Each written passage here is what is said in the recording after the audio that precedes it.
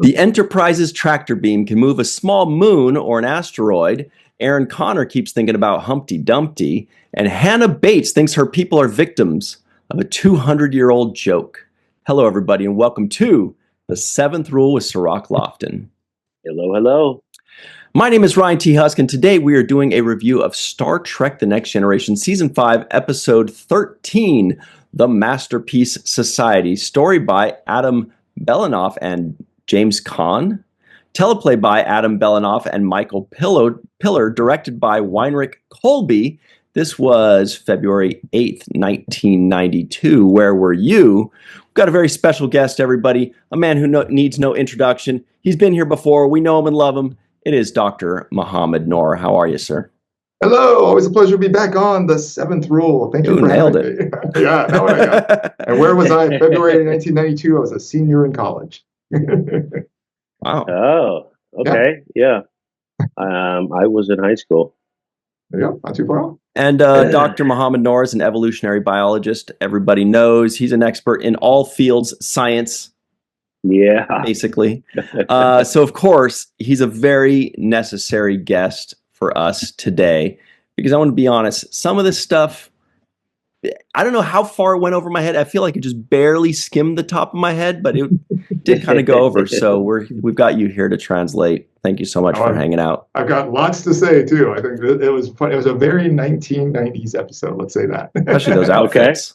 Yeah. All right. Well, if you have things that are already kind of you're chomping at the bit, can you just throw them out at us? Sure. So the big thing about this whole episode is this. Well, actually, let me put one trivia thing before I go to the big thing. One trivia thing about this episode. I think this is the first reference to the word genome in any Star Trek series, even though it's used as a proper noun. Which leads me to my first question, Dr. Mohamed Noor. You called it genome, and I put in my notes, I was like, why is this guy calling it a genome? Some people say that genome is more common. Some people say genome, okay. But that's fine. That's okay. Though it is actually, in this case, the proper noun as opposed to referring to all the genetic material in a cell, which is what typically you would say is a genome. Basically, all your genes, all your DNA, that is your genome. But in this case, it was just like the genome colony, which is a little bit funny. But I think it's just because it sounded like a cool biology buzzword. They decided to do that. So this episode was fascinating because of this concept of genetic engineering. Now, there's three different ways you can look at genetic engineering. And the way they looked at it is probably the least common of the three. So I want to hit all three real quick. So the oldest kind of genetic engineering, so some people might have said, like, say, back in the 1970s, 1980s, is essentially selective breeding. So what was done to create like beagles or poodles or corn or any of these kinds of things. So that's genetic breeding, but it's just selective breeding in the sense of I see a trait here, I see another one with this trait here, I'm going to breed them with each other. Oh, the trait's a little bit exaggerated. I'm going to take the most exaggerated ones of those offspring and breed them. So that's the oldest kind of genetic engineering. And that's been around, of course, like as long as anybody can remember, thousands of years, humans have been doing that.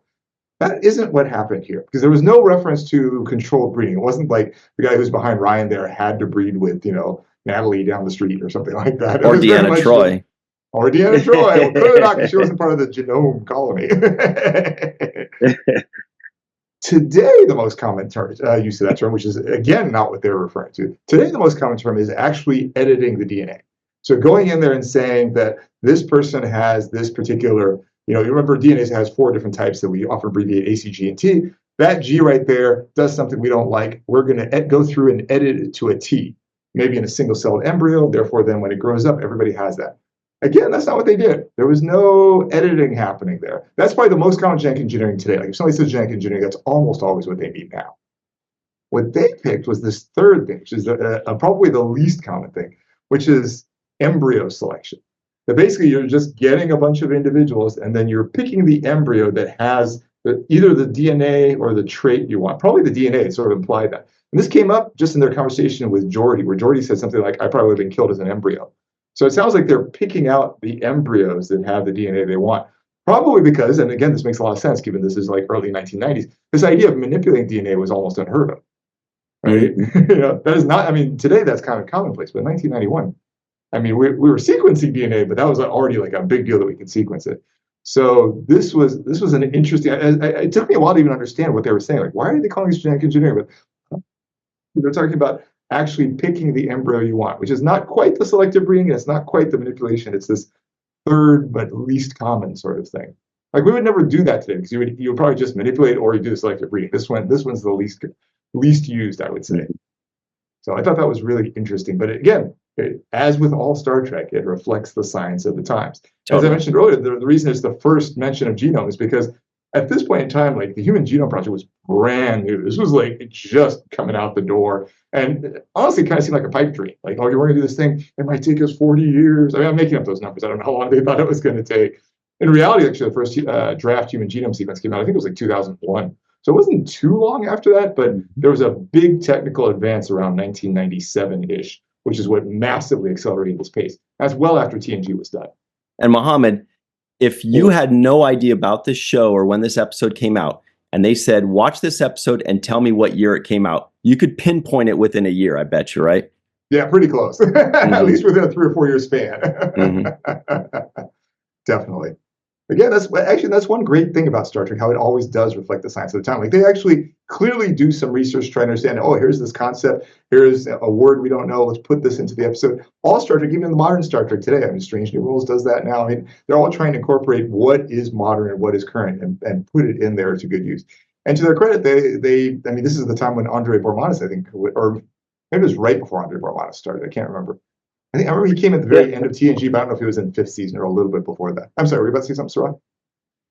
Yeah, I have a whole bunch of questions that just comes up from when you say what you said, because I didn't really think of it in that way. But what I'm getting at is the main character who was the leader of this colony, Connor.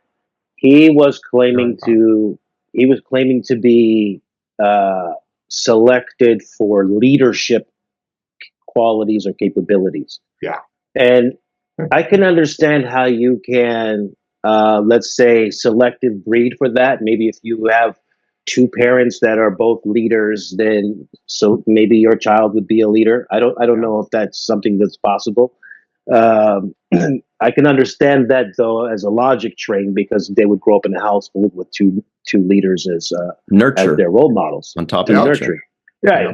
So that makes sense to me. But how could you?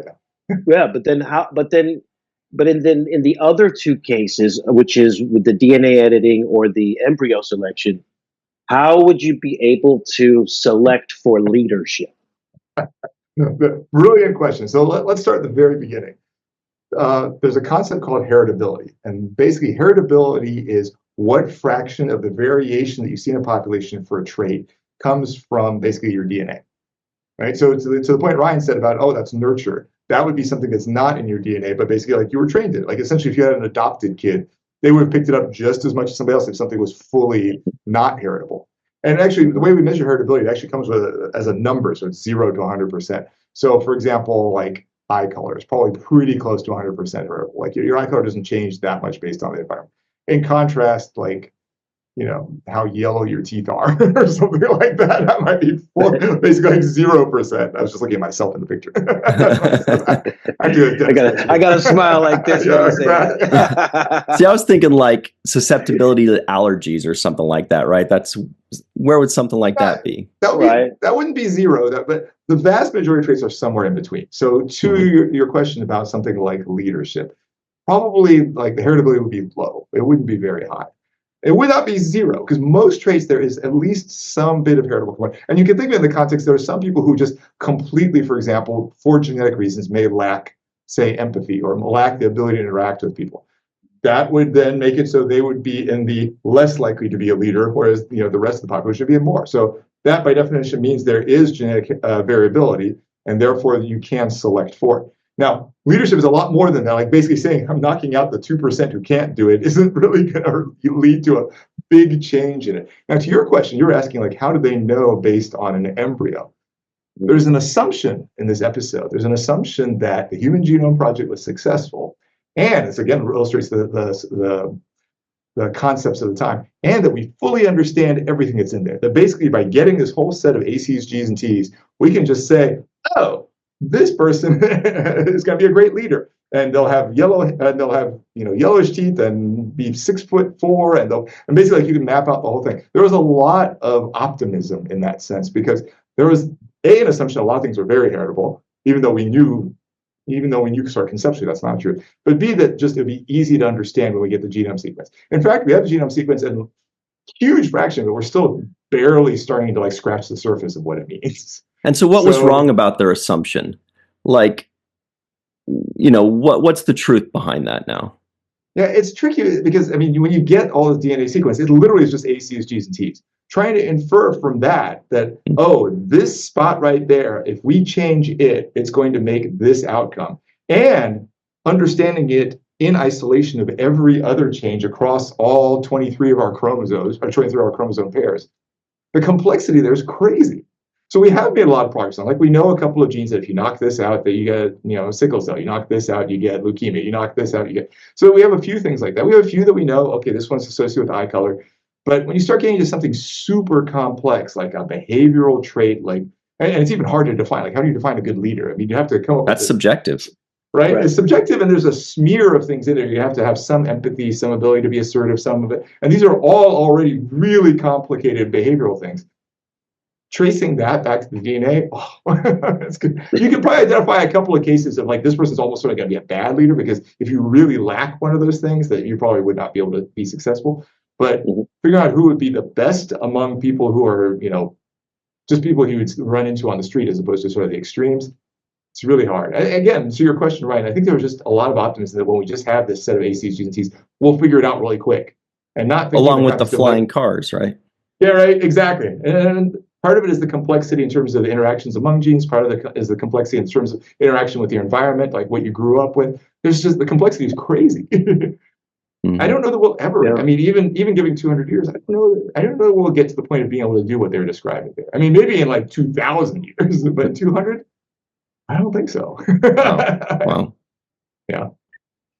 Yeah, the other character who played Martin is kind of wingman there. Also he was being, I guess, selected for judgment because he was essentially the cultural historian of what they're established. And so then he would have been selected because of his moral code, his judgment, I guess. Does that some degree? I guess memory. Yeah, I was going to say memory too. Yeah, right. Somebody that can recite all the rules to us that we're forgetting. Yeah. Every time you talk, wouldn't be one of the worst. At least you could figure out ways to test it pretty easily, as opposed to like leadership where it's really hard. Yeah. Every time you talk, Dr. Noor, it makes me wish that you were my professor. I swear to God. And Duke University and its students are so happy and lucky to have you. I can't believe how lucky they are to have you, Dr. Mohamed Noor. So there was something that made me think of you where I was like, oh my God, this is perfect. And during this episode, what a coincidence. It was when, let me scroll down in my notes here. It was when Geordie, who I thought was a standout performance, LeVar was amazing in this one. He said, well, maybe necessity really is the mother of invention. And my first thought was, that's literally evolution on the grand scale, right? I mean, like on the big scale, can you talk a little bit about how that which is applied to technology and civilization actually applies on a larger scale over time with evolution? I mean, that is natural selection in its essence, right? I mean, that's what natural selection is. That essentially, if you have three traits, if you have so there's three traits. You have to have variation, and the variation has to be heritable. So some of these A's, C's, G's, and T's exist. And you have to have, and this is the key to your point, differential survival or reproduction. So there has to be something that is making it so some types do better than others. If you're in a completely benign environment where everything is fine, it's very hard to have much natural selection. You will have some, you won't have zero, but it's very hard because there's not much happening, right? Like everything's fine. So like, oh, this one had a T at that site, this one had a C at that site. This one's maybe like has muscles twice as big, but it doesn't matter because it doesn't matter what your muscles like. There's no predators. There's nobody attacking you. Why would it spread? So if you make it so something doesn't matter, it's less likely to spread. And that is essentially the essence of natural selection. And if you have those three traits, by the way, if you have variation, if it's heritable, and you have differential survival reproduction, natural selection is mathematically inevitable. You can't make it not happen. It's just math. I'm sorry, cut you off, Sirach. No, we just make us all smarter, Mohammed. Thank you, Yeah. Dr. Mohamed Noor. You know, I feel like we're getting a little free taste of education here from Duke's finest.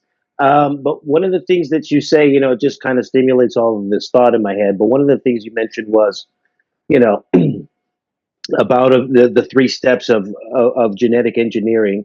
Yeah. But I wanted to ask you socially, right? Because one side of it is the scientific construct of, you know, these babies that are essentially selected for particular traits that are their defining traits. Yeah. But on the other hand is the social construct of everybody agreeing to playing the role of whatever they were selected for.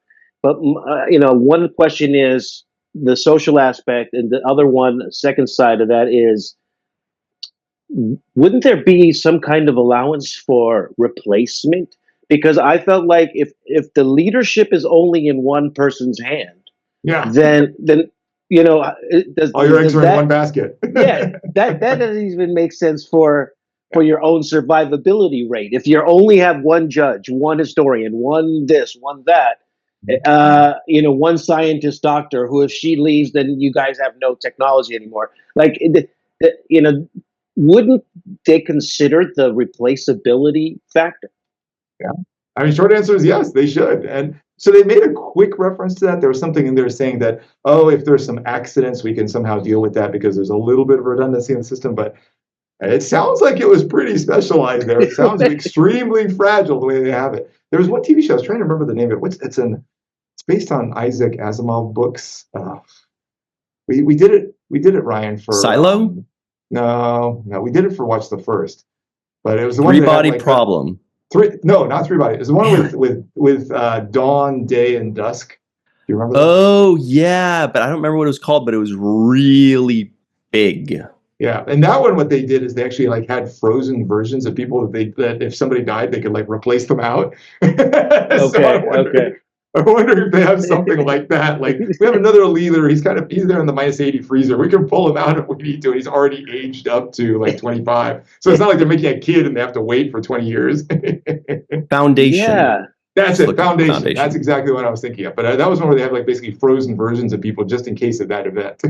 Yeah. And then even further, they would have at the very least a stockpile of embryos that would that they could subsequent replacement, right, that they could pull from, like a library of, you know, of different things that they need. Hey, we need a new mechanic. It makes it sound so crude, but you're right, Sirach. That's what it must have been. They just have people in line, and they're just got these frozen babies or whatever, and they're like, "All right, you're next.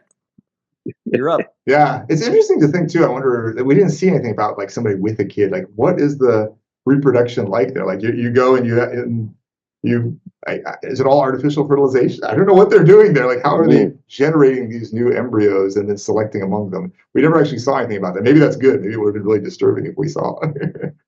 What did you all think of the biosphere aspect to it? Because I mean, you remember there's that place, and this sort of again comes back to the era. This aired very shortly after Biosphere 2 was made in Arizona, which is this big enclosure. Right? You remember this? That leads me to my next question for you, Mohammed. But please. Yes. So this is what I thought of the biosphere. Yeah. I thought, and this is where you can help me answer this. I thought that if you had an enclosed society like this one that was essentially not exposed to any other outside force for at least 100 years or so, whatever, how long have they been there? It was 200 years. 200 years, that the crew of the Enterprise could possibly introduce viruses or bacteria into their biodome that could affect. This guy gets it. Yeah, totally. Like when they beamed in, I mean, hopefully the transporters filter a lot of the microbes and stuff like that. But I mean, right now that totally would happen. I probably got all sorts of stuff that everybody right around me is immune to. But if I pulled somebody out from like 1918 or that went through this completely different trajectory, they're all of a sudden get COVID and all these other crazy things that they've never experienced. Yeah, totally. Or Sentinel Island whatsoever. Yeah. Yeah. And even if you were sterilized through the transportation, for sure it would be on your Counselor Troy would have it somewhere. Oh, no. They would have exchanged somewhere. You mean when she goes to the bathroom? That's what you mean. Yeah, that's it. Yeah, she yeah. flushes the toilet. That's it. Yeah. But I just felt like there was definitely that would be a possibility. Like that, I thought that should have been at least been. It should have been raised as an issue. Yeah, like our concern is that this thing. Yeah. And they could have talked about it and say, no, we can sterilize ourselves with the transporter. They could have talked and explained it, but to anybody in a biodome, I mean, this is what what happened to the Native Americans with exposure to smallpox and, from stuff that they hadn't been exposed to before. So, yeah. So some of that was intentional too, unfortunately, but but also accidentally as well. Yeah. Yeah. So, but it still could wipe out. It could wipe you out. So I'm surprised they didn't even mention that as like a possibility. Yeah. There's an era thing a little bit to that too, in that I think, I'm exaggerating a little bit. Like, to be clear, people in the 1990s weren't like dumb or anything. Some were. 1990s. Actually, I shouldn't use the word dumb. That's a bad word. But they were not. Speak for yourself, Mohamed. Hey. Come on. We have more awareness now that we have microbes that are beneficial than we had back then. So often when they talk about sterilization, it sounds like we'll just kill all the microbes. Like that would be terrible. Yeah. Right. Yeah. So it's we have more awareness of that would be an issue now. Whereas back then they're probably thinking, whatever, this transport just gets rid of everything. Like, no. You don't want that outcome. Because there's the beneficial bacteria that you would actually that you need. It's on your saliva everywhere. Exactly. This is one of the reasons, like, for example, often when women take antibiotics, they often get like yeast infections and stuff like that, because it's like, well, you killed off this thing that was protecting from that thing. So, right. Wow. So, so there's some truth to whether this could actually happen. I mean, it's not, the embryo selection would be really an elaborate process that look like it would be more complex than whatever they were showing in, that.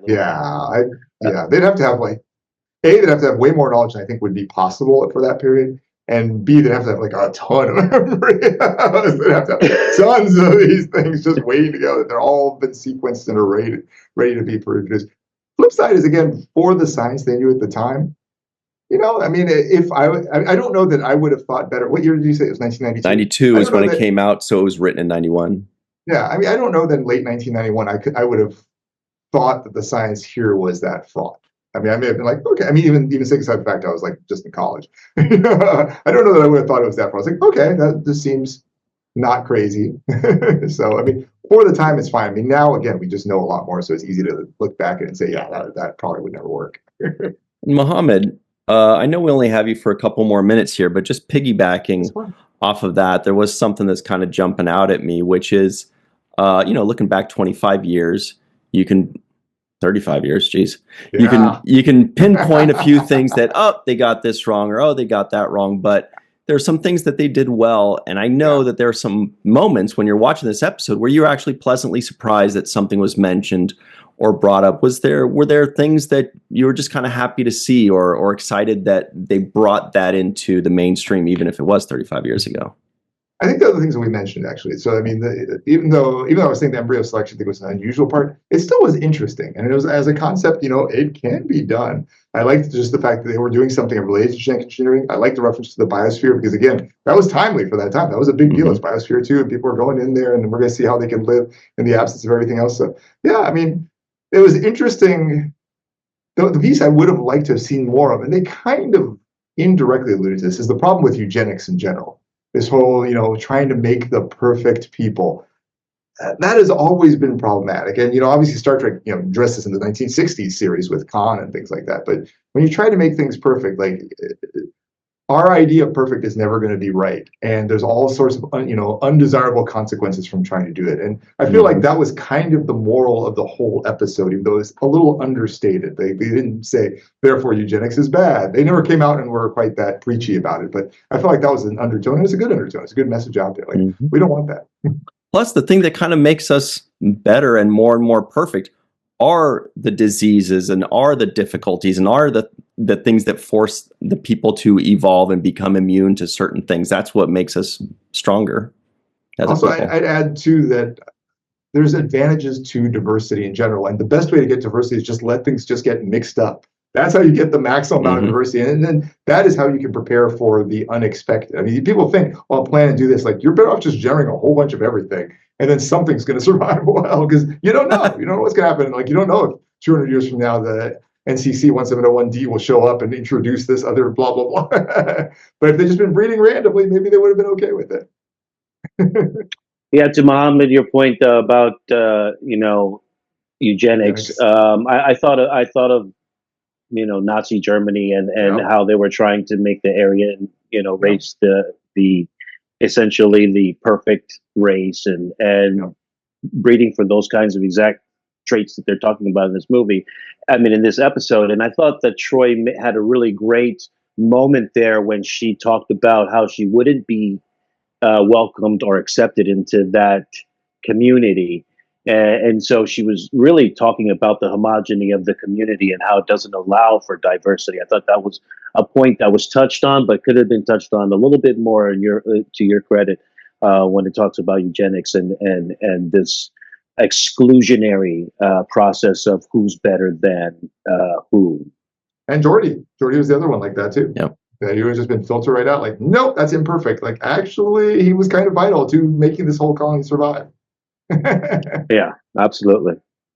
I still think it's a very good, thought-provoking episode. Yep. Because it does bring in a lot of those concepts. And genetic engineering still, they didn't even talk about how it's taboo in Starfleet, because we see how Dr. Bashir is genetically engineered, and there's taboo behind that, and so they didn't really touch that particular aspect of it, how it is essentially a fringe issue in Starfleet in general. Yeah, and La'an earlier too from later in presentation, but earlier in the series. Yes. Well, Dr. Mohamed Noor, you know how much we appreciate you. It's been a lot of fun, and you've given us some stuff that we can talk about in the second segment too. So we're just going to go nuts in the second segment as well. But Dr. Mohamed Noor, Duke's own, thank you so much for hanging out with us. Thank you for having me. It's always a pleasure, and always remember the seventh rule. Got it. Everybody, stick around. We got another segment. We'll be right back on the seventh rule, as Mohammed said. Hey everybody, welcome back to the seventh rule with Sirach Lofton. Hello. Here are the trivioids of the week. There's a stellar core fragment of a disintegrated neutron star. There's an artificial environment on Moab 4. That was cool. Moab, one of the coolest places in the country in Utah, southern Utah. Hannah Bates has a remarkable talent in theoretical physics. The Enterprise's tractor beam can move a small moon or an asteroid, but they were talking about, like, that's hardly anything. Genetic engineering was a bad idea whose time has long passed. Geordi has never been embarrassed by the way he was born. Matthew plays a cool tune on the piano. Aaron Connor keeps thinking about Humpty Dumpty. And Hannah Bates thinks her people are victims of a 200-year-old joke. That was a great line. Another thing, just a quick nitpick I didn't want to waste Dr. Noor's time with was when Picard was trying to be all, cool and high and mighty and, giving, fatherly advice to Deanna Troi at the end. And he's like, hey, you made a mistake. It's human. And I was like, so you're saying betazoids don't make mistakes, bro? Like, do you not literally not know that she's half betazoid? And he's just going like, I don't know. It's just kind of a weird one, especially since this was like an episode about biology. And he's saying a line like, well, it's human and you're human, so you make mistakes. She's like, what, betazoids make mistakes? I'm betazoid too. Just, I don't know. Just kind of a weird line. Yeah. But I did think that Troi was, really good in this episode. I thought her performance was great. I enjoyed her performance a lot. It was like some really soft scenes there. You remember, we always talk about whether you believe somebody is in love with you or not, and falling in love in one episode kind of right thing. I thought of that. Yeah. And this one was kind of it's one of those things where it's just like, okay, it's going to be one of those fall in love with in one episode, and also I can't ever see you again. Also, because it usually is always the case. Yeah, it's always the case. It's like we fall in love, but I can never, but this will be the last time we see each other. So there's a lot of that in this episode as well. But I thought that Marina did a great job at playing the notes here, playing the sensitivity. The scene where she had in Turbo Lift with Captain Picard, where she kind of confesses to him that, look, I did something inappropriate, and I thought that was a great scene by her, where she kind of comes clean before they meet. It was great. Her performance was great. Yeah, and to that, when I thought about that, the trope that you're talking about how they have to convince us that they fell in love in one episode, they're starting to address it a little bit better. This is like the second or third time in a row where rather than trying to show us, look, they fell in love in 3 scenes, I'm not going to buy it. Right. What they do is they just basically say, hey, over the course of 3 days, these guys fell in love. I'm like, okay, cool. Still is hard to swallow, but at least we're not watching it and thinking like there's no way they fell in love this way. They're just telling us, hey, by the way, these two really like each other, and over the course of 3 days, things happen, and we go, cool. We just put it away and move on from it. So that was easier. Although I will say, it's going to sound terrible, I'm not sure if Marina's got good taste in men. This guy, he was a little too high on the smarm factor for me, and I'm pretty high on the smarm factor. But this guy was way up here smarmy. I'd be interested to know what the people in the free-for-all think about him. But what do you think? Yeah, so I instantly wrote down what I thought that Troy was attracted to about him when she first saw him. When he first got there, he was very principled, and he was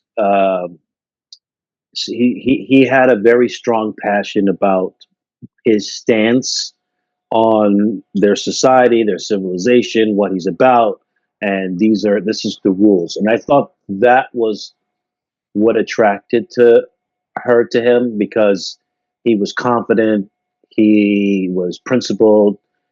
He mentioned, for example, that everybody knows their purpose, and so he's standing in his purpose. He's like, I know what I'm supposed to do. I'm here in my purpose.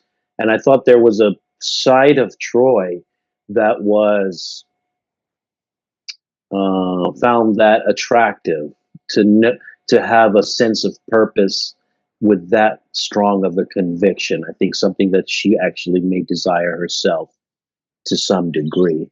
I thought that was what she saw in that moment. That's what I thought from the interplay. That's a really good point. And on the other side of that, when this episode began and Geordi was introduced to this female scientist, I was like, oh boy, here we go, Geordi. Keep her away from Geordi, please. But they ended up not going in that direction and working really well together and learning things from each other. So I was like really happy about that, because the first thing you think when he's introduced to a female scientist and she's the smartest scientist in the land, and Geordi's like, hello, how's it going? But it ended up being much better than that, thank goodness. And Marina is the one that had that storyline, or that fall in love storyline. But I thought that LeVar's performance was so good. Again, because for the millionth time, he has 2 things that are very difficult, and that is the Treknobabble that he nails, but also acting without your eyes. That is the number one thing that the actors use in their faces, their eyes.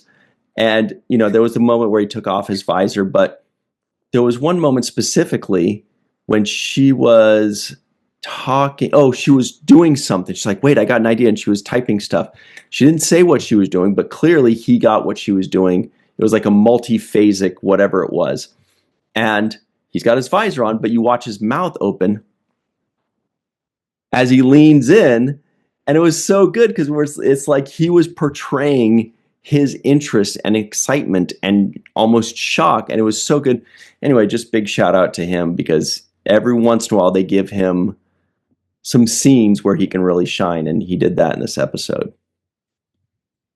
Yeah, especially in that scene where he says, I've never been embarrassed by this, and he was talking about his eyes. She's like, "Oh, I'm sorry, I didn't mean to embarrass you." He's like, "Oh, you know, I'm not embarrassed by this. Like, this is who I am, part of who I am." I love that kind of backstory there. He's probably the best at telling backstory about his, kind of back upbringing or past Mm. experiences, because those moments are like poignant moments for his character. Every time he goes into a story about, when I was a kid and this happened to me or that happened to me, those moments he delivers with like precision as an actor. And I think it's fantastic. Um, but when he says, "Who gave them the right to decide on whether or not I should be here?" I thought that was like a great argument on behalf of imperfect people of the world, who, I think all of us are to some degree or Yeah. another. So I just thought it was a great counter argument to the philosophy that this civilization society was trying to live under, of seeking out perfection. That's a really good point. That's good stuff. And it's interesting because this episode, when watching it, there wasn't much that happened. You know what I mean? Like sometimes there are like big things in the universe going on, like the Klingons show up or the Romulans or whatever. This was just another one of these episodes where they save the planet. There's a planet in distress, and they save it. Whether it's a sun going supernova or tectonic plates, there's always something like that. And this was a different script structure in that that was solved 2/3 of the way through the episode. And the climax happened at like the 32-minute mark or 30-minute mark. And you're like, okay, so I assumed they're not going to save. There's going to be a problem, and then they're going to have to readjust, and they're going to have to save the call. Something's going to happen. But they're like, whew, boy, oh boy, we did it. And then I'm like a little confused by this different structure. Then she says, oh no, we have one more problem coming up. And I said, okay, here it is. The final 12, 13 minutes is going to be about this final second try, something like that. Turns out another plot twist. So I was like, I wasn't blown away by this episode. Obviously, it's just kind of another, episode in season 5. But I was very pleased that they tried something new. They did a different structure. They did things that I did not expect. In fact, they did the opposite of what I expected. So I want to applaud them for doing that, because it made it way more interesting, and it gave me something to enjoy rather than just act all important like, I know where this episode is going. I've seen this before in other episodes, but I was wrong this time, and I'm glad they proved me wrong. Yeah, and I just feel like it really goes to Michael Piller. I can see his kind of fingerprints all over this episode because of the language and the way the flow of the episode was. It really did feel like a signature kind of Michael Piller moment. Mm.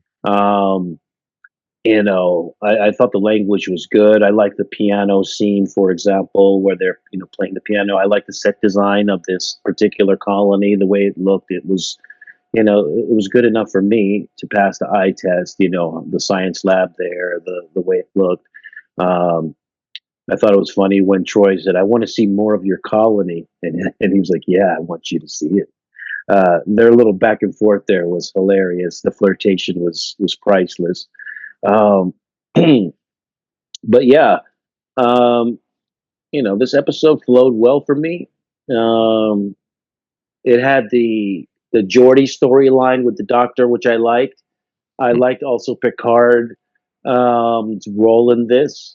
They kind of kept him away from the delegation dealing with this colony and whatnot. So he wasn't, he didn't actually meet him until later.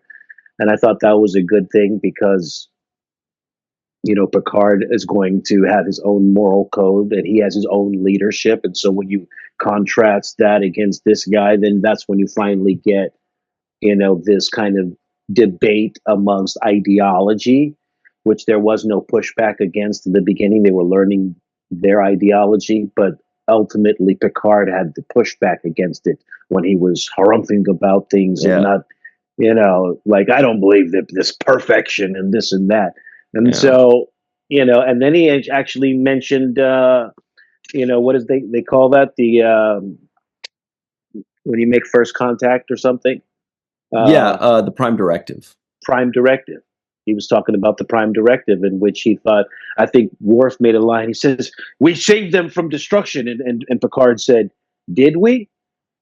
Like, we saved them from one kind of destruction, exactly, but we may have set them on pace for a second kind, right?" Yes. So I thought that was good language. I thought the whole back and I love the idea that it was that Geordi said, "Oh wow, a person that you would throw away is actually coming up with the solution to save all of you," right? With the visor. It was beautiful. So the poetic justice in a lot of things was there. I thought it worked well for me.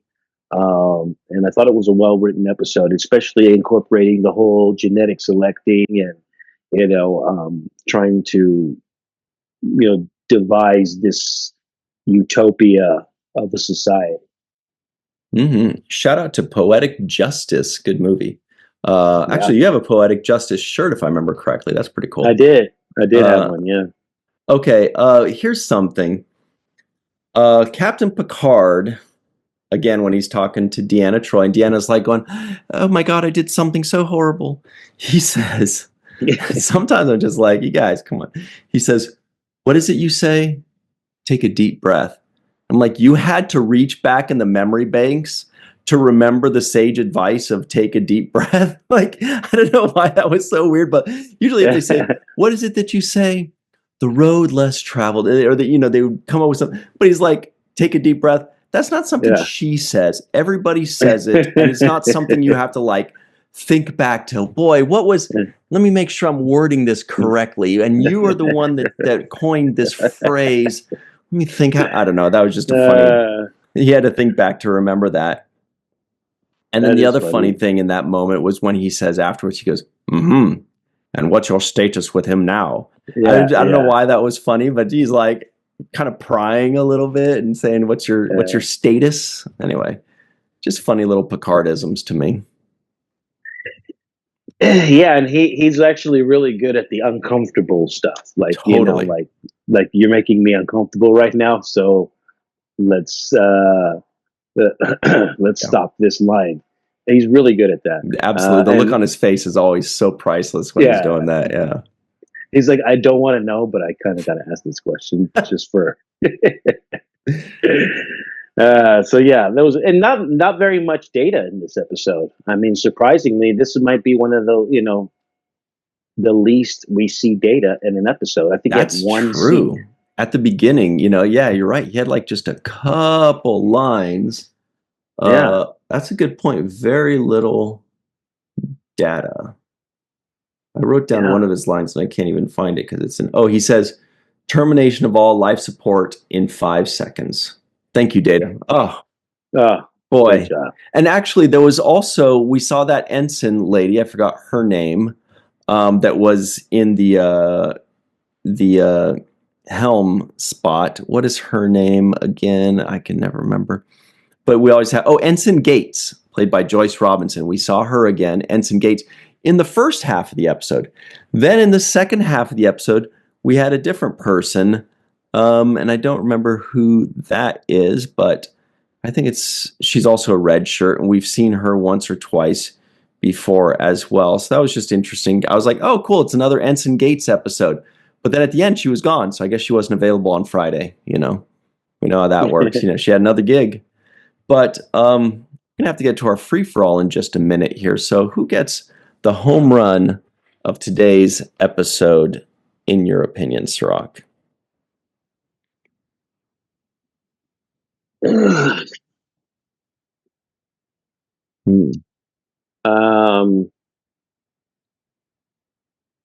going to say the home run. I'm going to give it to Marina Sirtis. It's a close one though, because there's a lot of different.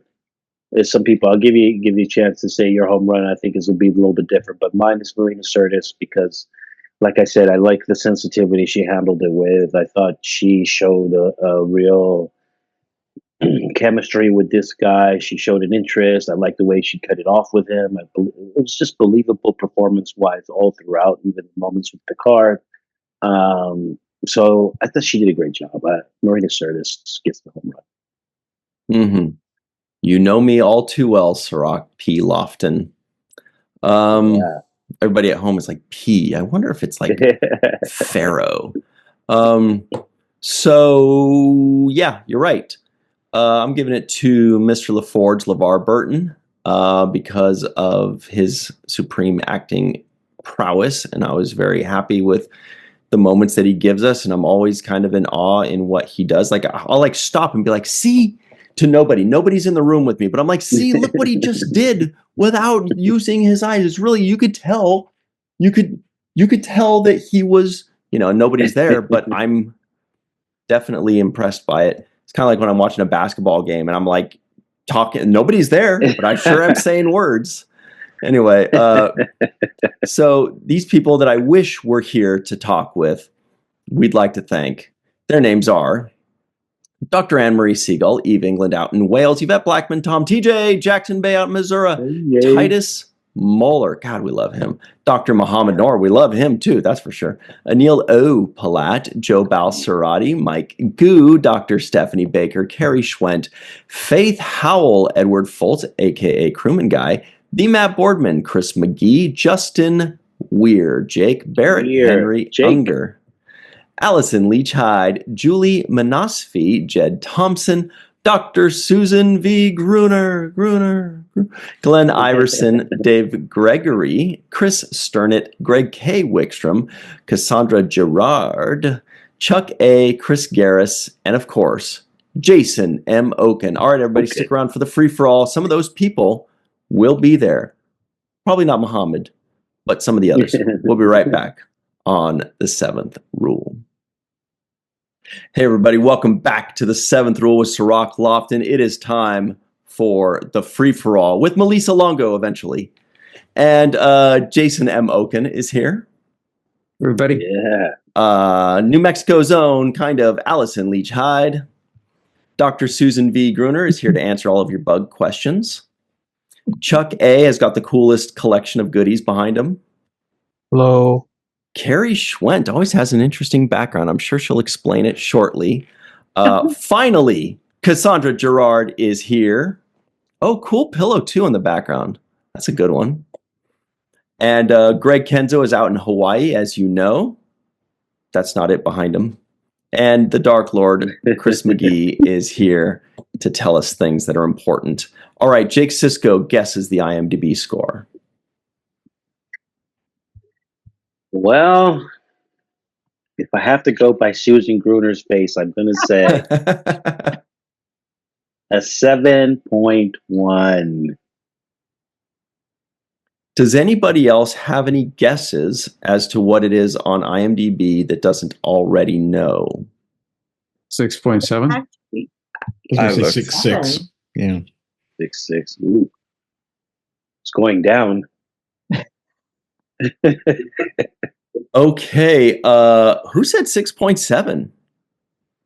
Jason. You're right, Jason M. Oken. How did you know this? He's good. It's a wild guess. Very wild. Okay, I didn't get any non-appearance mentions. Did anybody? Chris McGee, what about some kind of or some sort of? Feels like this episode must have had something. You would think that this is like, what, the third or fourth episode in a row? We haven't had any. Wow. That's a bummer. Okay. All right. While Melissa is hopping on. Oh, wow. There she is right now. Melissa Longo, welcome. She slid in here. Yay. Hi. Hello. Just in time to get us started off on the right track by telling us what you thought of this episode. We're throwing you into the fire. Wowie, Sally. I did watch the episode 2 times, actually, as I always do. I'm not sure that I formulated a whole lot of thoughts. I didn't think it was a lousy episode. It was a pretty good, a pretty standard TNG episode. It felt like it was kind of a paint by numbers TNG episode.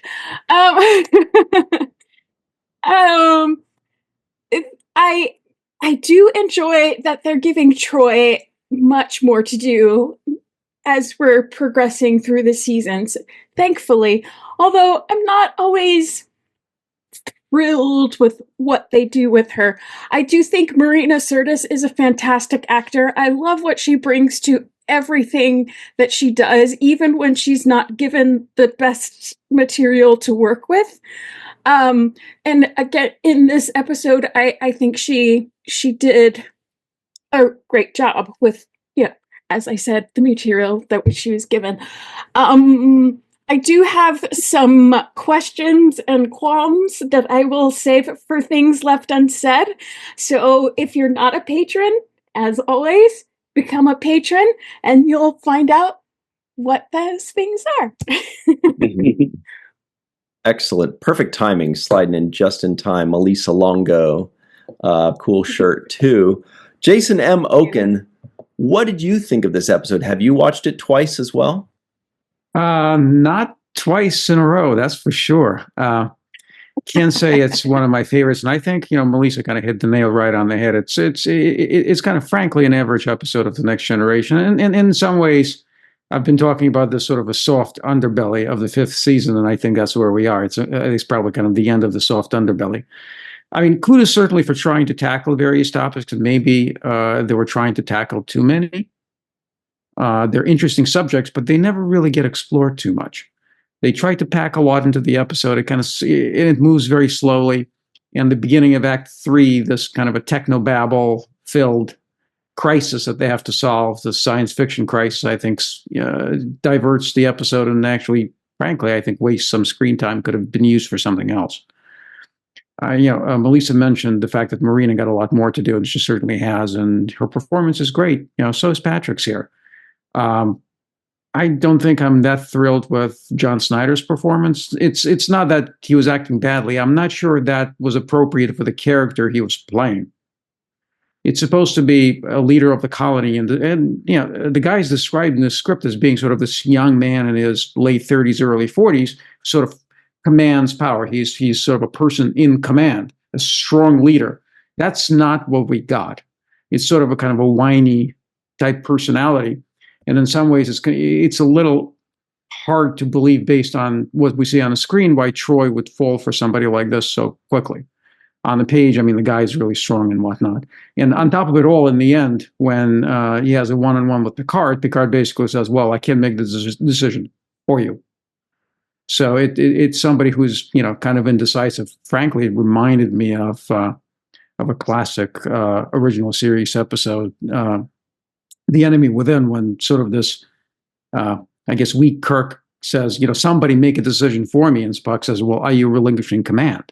So it really, I don't think is as appropriate for a leader, especially the one who was, I guess, genetically engineered to be one. So I guess that didn't ring true for me, and maybe brought down the episode quite a bit, because that's the main sort of guest character in the episode, and a romantic interest for Troy. So overall, I think, again, there are certain subjects, and I'll talk about some of that later as to how they try to tackle it. But overall, I think, it looks okay. I think we have probably the most amount of extras we've seen in a long time, probably because they didn't have to be made up. So it was a little easier. I think the costumes were a little underwhelming, and so was the music, which is kind of a little unusual, especially on the costume side. But again, it's certainly watchable, but not something you want to watch twice in a row. It was homework purposes. Shots fired, Melissa. They really were. Thank you very much, Jason M. Oken. Yeah, those 90s outfits in the background for sure. All right, Allison Leach Hyde. However, do you understand why Deanna Troi fell in love with Aaron Connor? No, but that's okay. We have very different taste in men, which is cool. That's all right. So I'm not going to talk about Troy because we've talked about Troy enough. I want to talk about Geordi. I love this episode for Geordi. I thought he was really good in this episode. He tackled a problem, he dealt with a social situation which was uncomfortable, and he did it without being creepy. So yay, that made me really happy. I love the scene between him and Hannah when he realizes that his visor is going to save the day. Like, actually, this technology here is going to help us fix your problem and save your people. So I liked that. I thought that was well done. And it was, was it surprising that it happened in the episode? No. But it was what the moral to me of this story was about, is that, our imperfections are what make us unique. And that's my favorite line. It's a great line. So that's what I think about when I watch this episode. Is it super exciting? No, but everyone does their jobs really well. Don't have a lot of Beverly, which always makes me sad. But I'm very happy for how Geordi is leading in this episode and really works the problem with someone, and it goes really well. And also that she didn't when she's hiding the fact that she's lying because she doesn't want to stay. And he's just like, I can tell, one, I can see it. And two, I know. So what's going on? So I really liked that. And the scene with Troy and Picard in the turbo lift going back down, I thought was really fun. I don't know if they did it on purpose, but Picard says the line, I see, to her when she tells him something that she doesn't want to say and isn't proud of. And that's exactly what she said to Worf repeatedly in New Ground when he was talking about Alexander. And I thought that was really funny. So I don't know if they did that on purpose, but I did notice it. And yeah, so it's a fine episode. Is it my favorite? No, but there are good points to it. Mm-hmm. Great points to what you just gave us, too. Thank you very much. Allison Leach Hyde. All right, Dr. Susan V. Gruner, were you bummed that there are no insects in this episode? All right. What's up with the weird clothes? I'm sorry, I'm reading from my notes. Oh, my God. That Chopin piece, the depressing music that poor kid had to play at the recital was so appropriate for this episode because it was so freaking depressing. So I'll talk really quickly about what I liked about it. I liked the intro where they have the Enterprise going next to the stellar core fragment. I thought that shot was pretty cool. I liked that they were trying to be fully integrated with all life forms on the planet. I thought what a great idea that is. And I really liked when Troy said, I had a relationship with somebody. Okay, what is she really saying? She had sex, right? Yay. Somebody's having sex on the Enterprise. Icebreaker. But the rest of my notes, oh my God. I noticed the other actors. I noticed the guy, Martin Benbeck. He's the guy that played the Klingon in Rules of Engagement. I'm like, oh, I know that guy. And the lady, Hannah, she was the one who Odo had a relationship with on Deep Space. Oh, first intimacy. That's right. Yes. Odo's first intimacy. Yeah, and then I thought things like, how boring knowing what you're supposed to grow up to be. That's boring. No. That's just so wrong. I wrote big letters, how boring. And yeah, that's about all I have to say about that episode. I did watch it twice. Nice. I wanted to make sure it was really as bad as I thought it was. Was it better or worse the second time? Did it get any better the second time, Sue? Pardon? Did it get any better the second time? No. Oh. I noticed the clothes in the background. I'm like, oh my God, they took a bunch of fabric and put purple. I mean, I'm all for color. I love color. You can tell by looking at my office. I like color. But not a one sleeve, one color, and just bizarre. I thought it was. It was the 90s. Thank you very much, Dr. Susan V. Gruner. All right, Chuck A., what do you got for us today? Well, I agree with what's been said so far. It was a very average episode for TNG. I mean, I didn't dislike it. It's been a long time since I saw it. I did remember the gentleman, his name was Ron Canada, that Sue mentioned. And I looked him up, and he was in that DS9 episode, but apparently he was also in a Voyager episode. So he's done 3 episodes of Star Trek. I noticed the writing credits when I looked up the actor, Mr. Canada, that the story was by James Caan, which I thought was kind of ironic for a genetically engineered society episode. I don't know if that's a coincidence or not. I did like the character of Hannah and her interactions with Geordi that was mentioned. I thought that was really cool. And Marina did get a lot more to do than she sometimes gets. Her acting was very good in this episode. Like I said, I thought it was just an average episode, but there was good acting in the episode. The story maybe was a little weak. It was a bunch of humans. It was said that you didn't have to make them up for background characters. I did like it better than the previous 2 episodes that was on. But I think from what I was looking at the episode list, that the episodes get a little better here towards the end of the season, probably a lot better. So that's what I got with this episode. But I didn't dislike it, but I didn't really think it was one of the better episodes. Mm-hmm. Thank you very much, Chuck A., a.k.a. TNG Fanatic. All right, Carrie Schwent, who's got her own AKA, it's Crafty Bear. What'd you think of this one? Yeah, this one's it's decent. It's one of the rare ones that I actually agree with the IMDb. Like everybody else, loved the Geordi and Hannah scenes. I thought their chemistry was very interesting, and it's chemistry with a woman that wasn't creepily romantic. It was just friendship, and the look on his face as he's figuring out that his visor can help him. I asked Eric, and apparently that is what my face looks like sometimes when I'm getting ideas for limericks. The inspiration hits you, and you're like, oh cool. But I will continue. But yeah, Troy, I like. She goes on definitely an interesting journey. She does what is probably the hard thing, after hooking up with the guy, realizing, okay, this is not a good idea. I'm stepping away. I'm going to go talk to the captain about it. And that scene was fantastic. My favorite part of the episode. He was so wonderful with her. He was patient with her. Said all of the right things. Even confronts her a little bit when she can't stop beating herself up, and we've all been there when we can't stop beating ourselves up.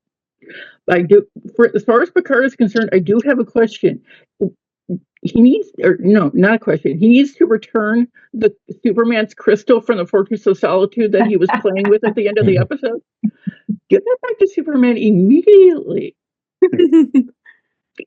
And something funny I noticed that actually Eric noticed first, and there's a second funny that I found on IMDb that's in the same episode. But when they're walking into the lab, when they're first meeting Hannah, watch Riker. He's looking down and walking fast. He comes this close to colliding with the wall, looks up just in the nick of time and makes it into the room without hitting the wall. And then he's standing there grinning like a loon for the rest of the scene. At right around the same time when everybody stops moving, watch Geordi. It looks like he kind of trips on his own feet for a second. There's just a barest hint of a stumble. I mean, we all know how weird I am. I enjoy that sort of stuff.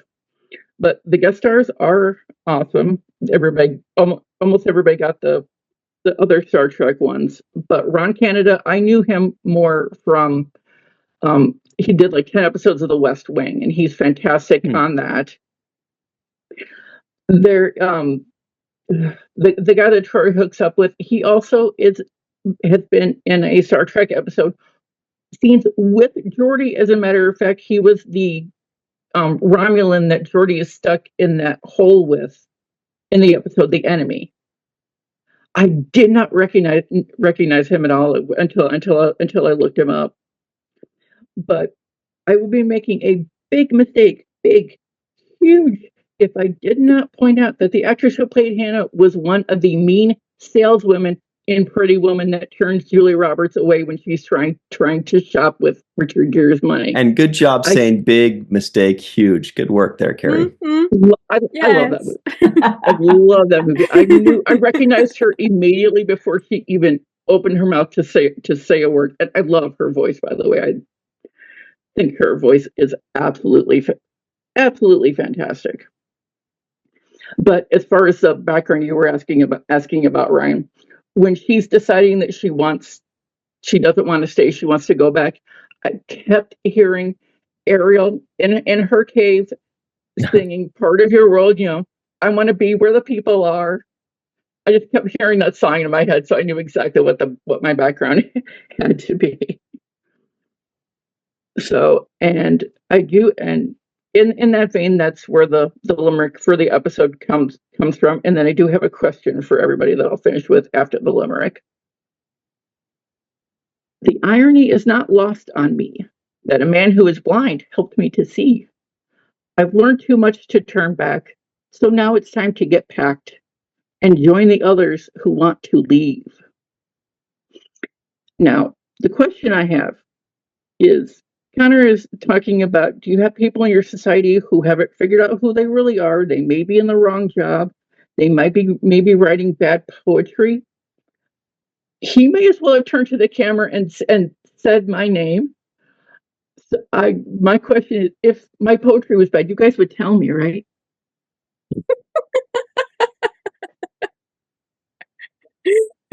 I mean, you don't have to answer that.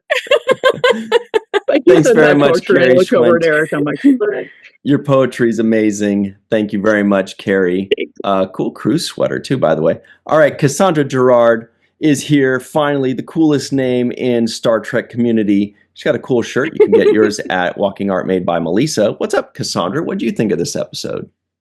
So I liked this episode. I didn't love it.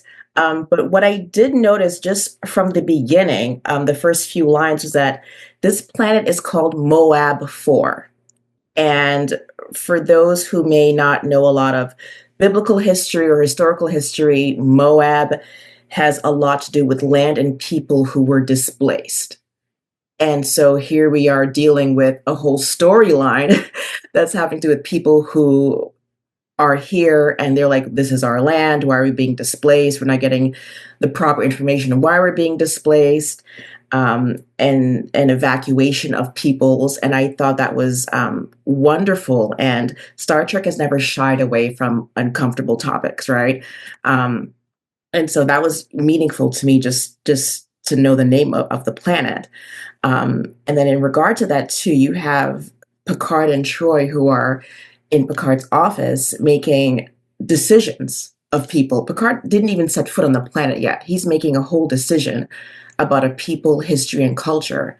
And he's never even set foot on the planet to meet the people. And Troy is, doing her own thing in regards to that. To go off on more of my notes, they mentioned that, an existence without anomalies. We have an existence without anomalies. Well, there is no existence without anomalies because that is not normal. You need to have anomalies within a society. You need to have people who are different, who think differently, who look differently. And that's what makes your society truly unique, a real society, right? And not a carbon copy of anything. And then my last little point in that, and what I thought was really like touching and wonderful, and with the music that the young man was playing, Aaron was trying to like keep everything at peace at what they consider, I guess, the world's end. And it's like, if you think about it, like if your whole world was ending, like what would you do, right? Would you go out and like try to be like a villain and pillage everything, or would you try hold close the ones you hold dear, right? Try to like do sports you love or sing songs you love or read music. So I thought that was a very touching ending to that. And I do have more notes on that, but I do want to give a major shout out to Ron Canada. He was also in Spencer for Hire with Mr. Avery Brooks. Nice. Shout that out. He was on Trek Untold, Orville, Amen 227, House of Cards, on and on. He has almost 200 TV and movie appearances. But in his character, you have to think about some of our older generation, our old uncles or grandfathers or great grandfathers, and people who are resistant to change, right? And they were there then, and they're definitely here now, right? And so, and how do you appeal to those people? And so, just all of these different thoughts were happening at the time I was watching this. Great stuff. Thank you very much, Cassandra Gerard. Also, didn't notice earlier, but you got Denise Crosby to sign that pillow behind you, didn't you? That's pretty sure did. Amazing. We love her. All right. Thank you so much. Great stuff. Greg Kenzo is out in Hawaii. It's warm over there, probably. What do you think of this episode? It is warm over here.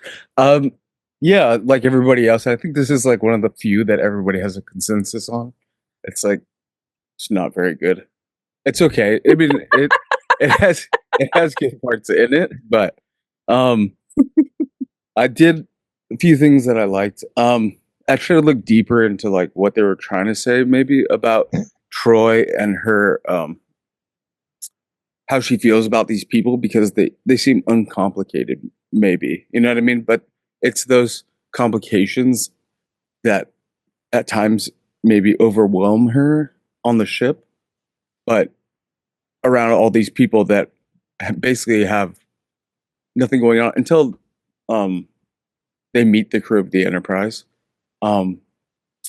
Yeah, she just, I could see that being nice for her for a change. I'll go by what I have written down now. It's a little easier. Let's see. I do love when people are fascinated by transporter technology. I don't know why, but anytime it happens and people are like, "Oh my god," you know, I'm like, "Oh, that's just pretty cool." So there's probably some psychology behind that. Some other stuff. Chopin's Prelude in E minor is one of, I mean, E minor is like the saddest of all keys. So it really was, it kind of fit what was going on, almost like them playing instruments on the Titanic or playing whatever songs on the Titanic. It reminded me of that, but it didn't hit anything else. You know what I mean? And I wish it did, because this could have been a great episode. But yeah, the philosophy that I took away, like Allison said earlier, is our flaws make us who we are. It makes us unique. And I just want to remind everybody of our acronym, the ASS. So this is an ASS episode because at the end, we do have asylum seeking sentience. Yeah. Good to be back. Hi, everybody. Got it. Good stuff. Thank you very much, Greg Kenzo. He always reminds us if it's an ass episode. Thank you. And the Dark Lord, Chris McGee, what did you think of this particular episode? Well, I have to agree with Jason. These last 4 episodes have been lackluster at best, this one included. The actors have, for the most part, done very well with what they were given. It's just a shame that these episodes haven't been as well written as they could have been. Perhaps I'm alone in this view, but I dislike not knowing if I'm in the right career path for me. And I know an intelligent person would say, as long as you enjoy what you do, you're in the right career. Which brings me to a point that I don't think is brought up in the episode, at least not directly. Sure, the society may have been structured around ensuring its citizens are the best at their assigned tasks, but I don't think that accounts for their desire. For example, a person may be really good at painting, but if they despise doing it, then what's the point? Why have a perfectly tuned society of 100% efficient citizens if they're miserable doing what they were designed to do? I don't know. Maybe the DNA engineering takes that into account. I don't know. Aaron Connor, played by John Snyder, reminds me so much of Devanani Ral from the third season episode The Price, a handsome and smooth talking character that takes a liking to Deanna, and of course she inevitably falls in love with him. I don't know if it's the actor himself or how the character is written, but Connor's way of talking, especially to Troy, reminds me of when Data turned on his suave, charming personality subroutine while dating Jenna during the last season's episode, In Theory. Super creeped me out. Interesting note, the Enterprise was able to alter the core fragment's trajectory by 1.21 degrees. Yeah. And Nice. the memorable quote for my episode today is, as Allison alluded to earlier, Geordi saying, "The answer to all of this is in a visor created for a blind man who never would have existed in your society." That was a Back to the Future reference, was it not, Chris McGee? I believe it was. Beautiful. Excellent. Thank you very much, Chris McGee, Dark Lord. All right. Jake's final take. Sirach, final thoughts on this episode? Yeah, I thought that Aaron Connor character looked like Steve Nash to me. He had some elements of him that were Steve Nashy to me. Santa Clara's own. Yeah, Santa Clara's own. Picard mentioned a future that was already written, where his boundaries are already set. He didn't want to live in that kind of a place. And from what I understood, I thought that's kind of how communism works, that they essentially steer you into what you are proficient in, and you don't really have much choice in the matter. And so, yeah, I do like free will, and it's all of its mistakes and flaws. I thought that the character Martin, played by Ron Canada, I thought he gave one of the best kind of deliveries in the opening when he says to him, "Hey, no offense, but somebody like you wouldn't be around," or something to that effect. It was very offensive, actually, and usually things that that begin with no offense are offensive. Yeah, totally. And so I thought he delivered that well too in that scene, and it actually embodies the kind of elite attitude that people who feel they are superior have. And that same kind of elitism was expressed later on to Geordi when she says, "Oh, I'm sorry, I didn't mean to embarrass you." And he said, "I'm not embarrassed by who I am." But you're projecting that embarrassment on me because of your elitist mindset of superiority. And I think that was captured well in the dialogue in this episode. That kind of looking down on. And then going back to Cassandra's point about the biblical themes, you mentioned Moab, and my biblical narrative that I extracted from this was essentially like the Garden of Eden, in which these people were living in this Garden of Eden type of perfect place, and they were exposed to the tree of knowledge, which was something bigger than what they had already intended, a knowledge that they hadn't seen, transport technology, other kinds of knowledge. And that knowledge is what made them want to, abandon the garden, essentially. And so I did see a little comparison with that kind of biblical theme. But, overall, it didn't really hit one particular point hard.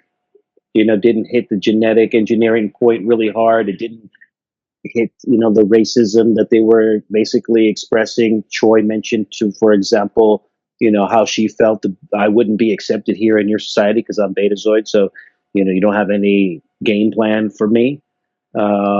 and my kind. And so they did kind of touch in on that kind of racism, essentially, but they didn't hit any one particular point over the head too hard. That's why I felt like it fell short on delivering the kind of message that it could have delivered. But overall, there was some language in it that gives me a sense that Michael Piller had a nugget of an idea in this thing that he wanted to get out, but he just probably wasn't able to fully execute it. But the other question I have is about the name. I watch videos called the Master Key Society, which reads audiobooks, but the Masterpiece Society I thought was an interesting title name. But overall, we are hitting a lull in that season where it's just like, could do a little bit better. We could do better, guys. But that's it. Where's Faith Howell to be like, trust me, it does get better. It's the best season ever. She'll be here next week, hopefully, for the return, for the rise back up. All right, that's it for us this week, everybody. Thank you very much to Chris, Greg. Whoa, that's the weirdest thing ever. Faith is joining the Zoom right now, actually. So, if you say her name 3 times, she appears.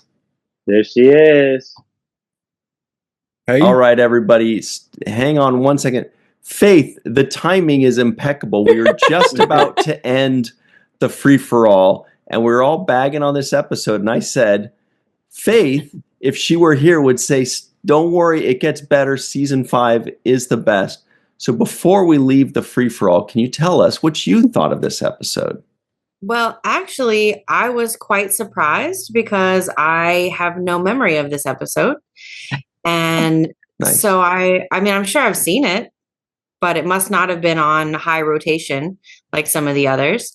But I actually did kind of like it. I connected a lot with the whole disability angle. And I did really like how they portrayed disability as not just a lack of ability and a negative, but as something that, can produce positive things, not just in a person, but in society. So I thought it was a pretty cool episode. Mm-hmm. And season 5, still sticking to your guns, best season out of the 7? So far, for sure. All right. We'll see if we can make it to 7 and still say that. Mm-hmm. All right. So thank you very much to Faith, Chris, Greg, Cassandra, Carrie, Chuck, Sue, Allison, Jason, Melissa, for myself, Sirach Lofton, Melissa Longo, Mr. Aaron Eisenberg. Thank you all very much for hanging out with us. This was the best timed episode ever. Melissa just dropped right in, and Faith dropped right in, like right at the perfect time. Thank you all for hanging out with us, everybody. We'll see you next time. And until then, always remember the 7th rule.